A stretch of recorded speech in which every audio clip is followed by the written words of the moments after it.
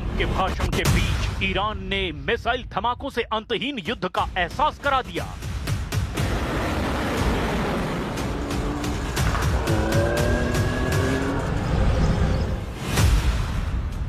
Trump ने जब कहा कि वो ईरान को पाषाण काल में पहुंचा देंगे, तब ईरान ने इजराइल में हाहाकार मचा दिया।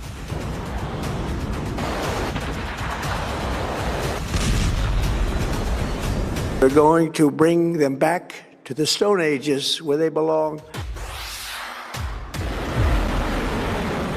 ट्रंप ने मान लिया कि ईरान में तख्ता पलट उनके बस की बात नहीं।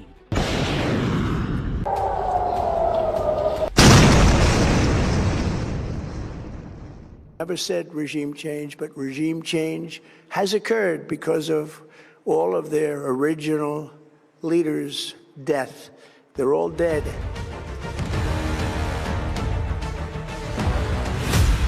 ट्रंप के फैसलों से भड़के क्राउन प्रिंस सलमान, क्या सऊदी अरब से हारेगा ईरान?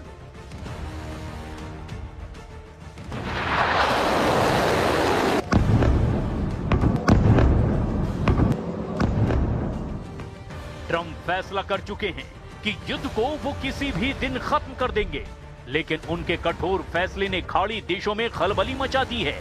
खासकर सऊदी अरब परेशान है। क्राउन प्रिंस सलमान को यकीन नहीं हो रहा कि ट्रंप उन्हें ऐसे मोड़ पर अकेला छोड़ देंगे जब ईरान बौखलाया हुआ है। मगर ट्रंप पिछले एक महीने में 12 बार जंग को तुरंत रोकने की बात कह चुके हैं।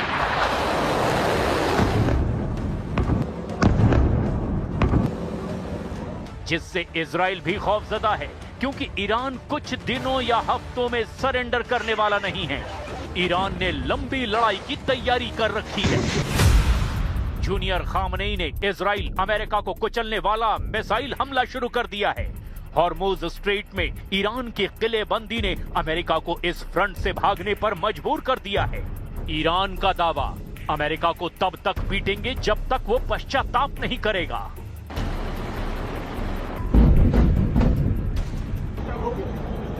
ईरान हर हद लांघने को तैयार है, लेकिन ट्रंप का मूड जिस तरह खराब है, उससे खतरा अब नरसंहार के हथियारों से हमलों का बढ़ता जा रहा है।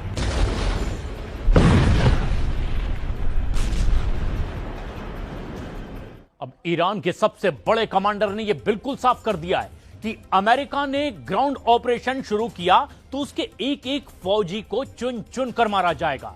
जबकि डोनाल्ड ट्रंप ने कह दिया है कि वो अगले 3 हफ्तों में ईरान को पाषाण युग में पहुंचाने वाली बमबारी करने जा रहे हैं, और इसीलिए अगले 24 घंटे ईरान के लिए बहुत भयानक होने जा रहे हैं।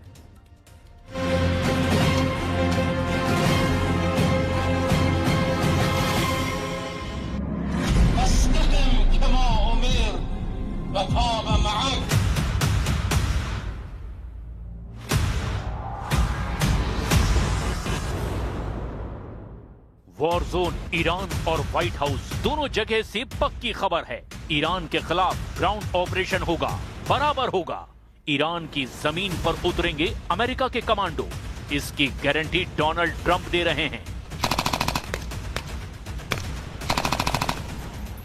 ग्राउंड ऑपरेशन किसी भी वक्त शुरू हो सकता है, लेकिन अमेरिका और इजराइल के जमीनी अटैक के खिलाफ पलटवार भी होगा, ये वायदा ईरान का है। ईरान का दावा है कि ट्रंप को करारा जवाब मिलेगा, बराबर मिलेगा। ईरान के आर्मी चीफ ने कह दिया है कि अमेरिका या इजराइल का एक भी सैनिक जिंदा ना बच पाए, उसे मार दिया जाए। ईरान के कमांडर इन चीफ अमीर हातमी ने कहा कि किसी को कैदी न बनाया जाए, मौके पर ही खत्म कर दिया जाए। ईरान के सेना अध्यक्ष का ऑर्डर बिल्कुल साफ है, पहले पलटवार में ही दुश्मन को पता चल जाए कि ईरान पर कब्जा करना नामुमकिन है। با تیر خاطر جانم رو فدا بکنم. خیلی از شما هم میدانم همین حس رو دارید. امروز روشن هدف ما این هست که سایه جنگ باید از سر کشور ما برداشته بشه.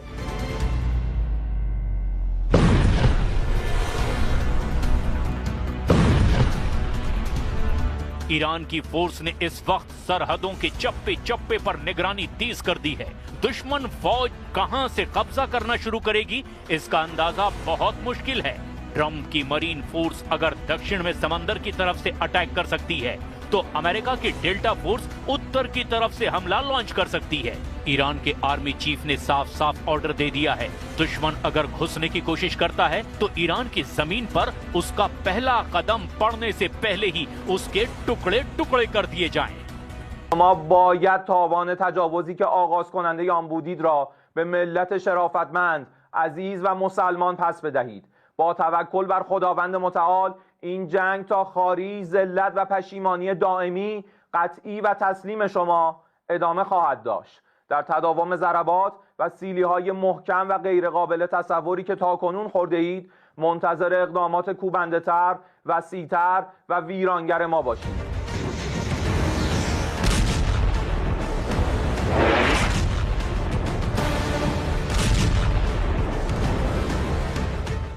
डोनाल्ड ट्रंप ने बता दिया है कि उन्होंने ईरान युद्ध से निकलने का फैसला नहीं किया है। वो ईरान पर हमले जारी रखेंगे और उसे उस दौर में ले जाएंगे जिसे स्टोन एज यानी कि पाषाण युग कहा जाता है। तेहरान से लेकर एस्फान और करज से लेकर तबरीज और मशहद तक अमेरिका और इजराइल के हमले इसका सबूत दे रहे हैं। ट्रंप ने इस युद्ध को जायज बता दिया है और इसे और खतरनाक लेवल पर ले जाने का इरादा भी जाहिर किया। Our armed forces have been extraordinary. There's never been anything like it militarily. Everyone is talking about it, and tonight I'm pleased to say that these core strategic objectives are nearing completion.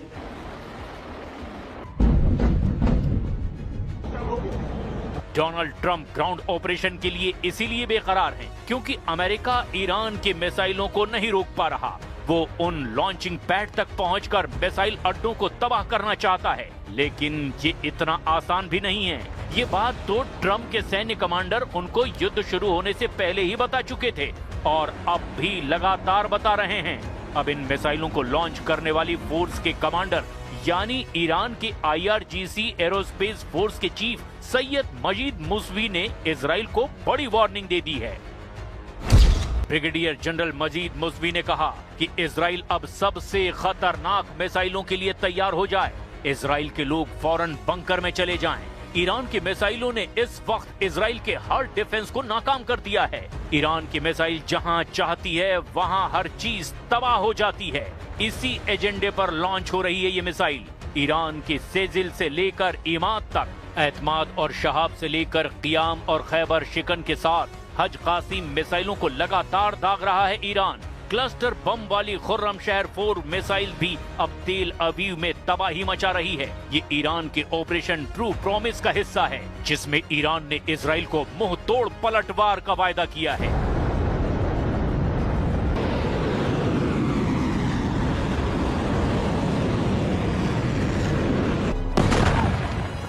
مراکزی که به تصورتان هدف قرار داده اید ناچیز بوده و تولیدات راهبردی نظامی ما در نقاطی صورت میگیرد که به هیچ وجه از آن اطلاع ندارید و هیچ وقت دستتان نیز به آنها نخواهد رسید. زحمت شما را کم میکنیم، مبنی بر اینکه موشک‌ها، پهپادها و تجهیزات راهبردی ما را نشمارید، چون قطعاً به خطا میروید و به جایی نخواهید رسید. شما باید تاوان تجاوزی که آغاز کننده آن بودید را به ملت شرافتمند، عزیز و مسلمان پس بدهید.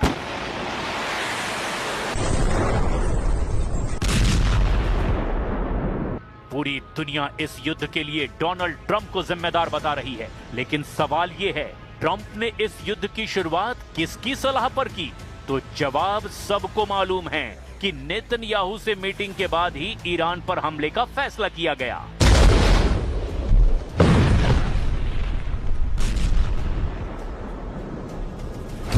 America और Iran के युद्ध के बीच Israel ऐसा factor है जिसके बिना Trump इस युद्ध को चाहकर भी खत्म नहीं कर सकते। ट्रंप इस युद्ध को लेकर दुनिया भर में खलनायक बनते जा रहे हैं, लेकिन असली विलेन व्हाइट हाउस में नहीं है।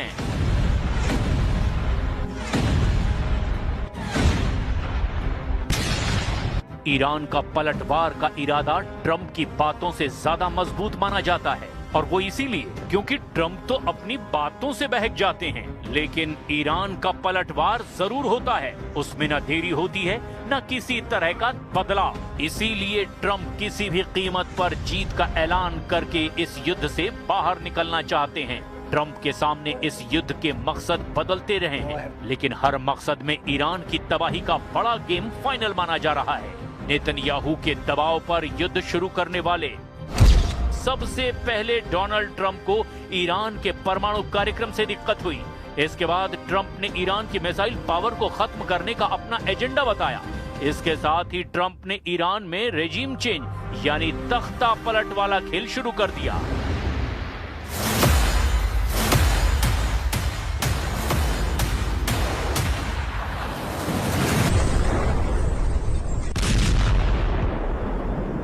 युद्ध शुरू हुआ तो इजराइल के हमलों में ईरान की लीडरशिप को खत्म कर दिया गया। सर्वोच्च नेता अयतुल्लाह अली खामनेई और सेना के बड़े बड़े कमांडर पहले हमले में ही मार दिए गए, लेकिन हल नहीं निकला क्योंकि उन लोगों की जगह नए कमांडर्स ने ले ली और तब से ईरान ने ऐसा जबरदस्त पलटवार किया कि अमेरिका को लेने के देने पड़ गए। ईरान ने हॉर्मुज पर पहरा बैठा दिया और अरब देशों के तेल के कारोबार को कंगाली की चौखट पर ला खड़ा किया। चौथे नंबर पर ट्रंप का मकसद बना हॉर्मुज से ईरान का कंट्रोल खत्म करना, लेकिन इस मोर्चे पर भी अमेरिका की नेवी एड़ियां रगड़ती हुई नजर आ रही है। अब ट्रंप का पांचवा मकसद बन गया है ग्राउंड ऑपरेशन। सवाल ये है, क्या ये इतना आसान होगा? क्योंकि ईरान ने कसम खा रखी है कि अमेरिका और इजराइल को बचने का मौका नहीं देंगे। And we are going to finish the job, and we're going to finish it very fast. We're getting very close. I want to thank our allies in the Middle East, Israel, Saudi Arabia, Qatar, the UAE, Kuwait, and Bahrain.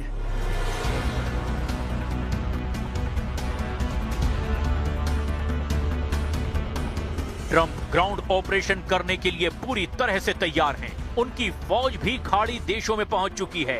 अब white house से बस order का इंतजार है। Trump 3 हफ्तों तक Iran पर इतने बम गिराना चाहते हैं कि वो गाजा बन जाए।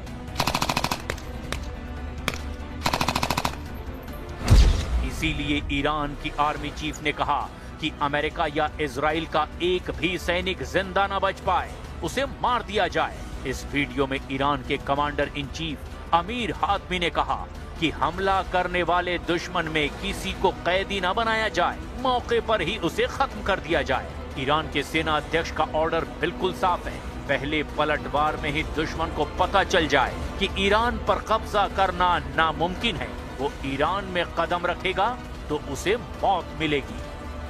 گونه که گفته بودیم به دشمنان آمریکایی صهیونیستی اعلام می‌کنیم.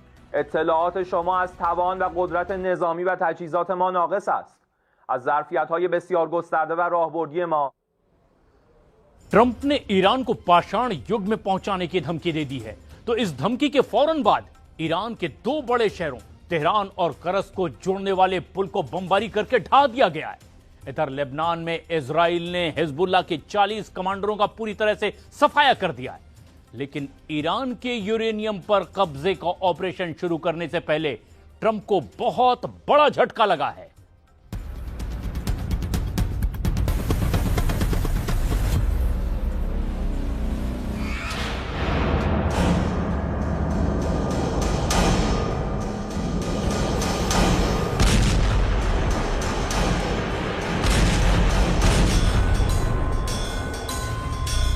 ईरान ने खाड़ी देशों में अमेरिका के उन ठिकानों की तबाही शुरू कर दी है जहां ना हथियार हैं, ना ही कोई सेना। ईरान स्टील प्लांट को बम धमाकों से दहला रहा है। ईरान एनर्जी सेंटर पर बम फोड़ रहा है। ईरान ने धमकी दी है कि ये हमले तो ट्रेलर हैं, पूरी पिक्चर बहुत डरावनी है, क्योंकि जंग अब जमीन पर होगी, जिसमें अमेरिका और इजराइल की कमजोरियां ईरान को पता है। ईरान को जवाब में ट्रंप की सेंट्रल कमांड ने हमलों की ऐसी तस्वीर दिखाई है जिसमें ईरान का हथियार पहले सलामत दिखता है, फिर अचानक उस पर बारूद बरसता है और धमाके के बाद सिर्फ राख बचती है। जंगी हथियार का कबाड़ बचता है, मगर ईरान जिन्हें मार रहा है वो खुद चीख चीख कर अपना दर्द बता रहे हैं। बहरीन ने ईरान से बख्श देने की अपील की है। यूएई ने ट्रंप से कहा कि ईरान की मिसाइलों से बचा लो। कुवैत कह रहा है खामनेई के ड्रोन सबसे भयानक हैं। सऊदी अरब हॉर्मुज के गेट खोलने के लिए गिड़गिड़ा रहा है। अमेरिका इजराइल दावा कर रहे हैं कि ईरान युद्ध हार गया है। क्या ये सच है? क्या युद्ध का अंत करीब है? क्या ईरान की मिसाइल पावर खत्म हो गई है? क्या ईरान के ड्रोन खत्म हो गए हैं? ट्रंप अगर सच कह रहे हैं, तब ईरान के मिलिट्री कमांडर ये क्यों कह रहे हैं कि असल लड़ाई अभी बाकी है? अभी ईरान बहुत मारेगा। अभी ईरान दुश्मनों को युद्ध भड़काने पर पछताने के लिए मजबूर करेगा। همان گونه که گفته بودیم به دشمنان آمریکایی صهیونیستی اعلام می‌کنیم اطلاعات شما از توان و قدرت نظامی و تجهیزات ما ناقص است. از ظرفیت‌های بسیار گسترده و راهبردی ما هیچ چیز نمی‌دانید. امید نداشته باشید که مراکز تولید موشک‌های راهبردی، پهپادهای دوربرد تهاجمی، سامانه‌های نوین پدافند هوایی و جنگ الکترونیک و تجهیزات ویژه ما را نابود کرده باشید که با چنین تصوری عمق باطلاقی که در آن خود را گرفتار کرده اید را بیشتر خواهید کرد. खाड़ी युद्ध का भयानक पहलू ये भी है। इजराइल ने बेरूत को बर्निंग सिटी बना दिया है। तेल अवीव को ईरान ने क्लस्टर बम ब्लास्ट का एपिसेंटर बना दिया है। अमेरिका का ऐलान है पाषाण युग में जाएगा ईरान।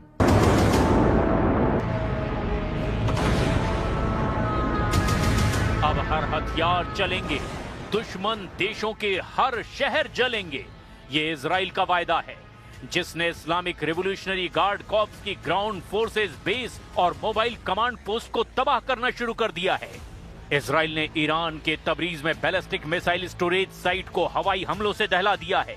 इस बीच ईरान ने एयर स्ट्राइक से बचने के लिए मोबाइल यूनिट कमांड सेंटर बनाने शुरू कर दिए हैं, लेकिन इजराइल ने ईरान के सीनियर लीडर को उनके घर में घुसकर मारा है। तेहरान में ईरान के पूर्व विदेश मंत्री और strategic council on foreign relations के हेड कमाल खर्राजी पर भयानक हमला हुआ है। रिपोर्ट्स के मुताबिक हमले में खर्राजी घायल हुए हैं, वहीं उनकी पत्नी की मौत हो गई है। खर्राजी पूर्व सुप्रीम लीडर अली खामनेई के सीनियर सलाहकारों में से एक हैं। नए सुप्रीम लीडर मुस्तफा खामनेई के भी खर्राजी बहुत भरोसेमंद हैं। इजराइल का टोटल फोकस ईरान की लीडरशिप का चुन चुन कर सफाया करने पर है। पीएम नेतन्याहू ने दावा किया है कि ईरान बहुत जल्द ढहने वाला है।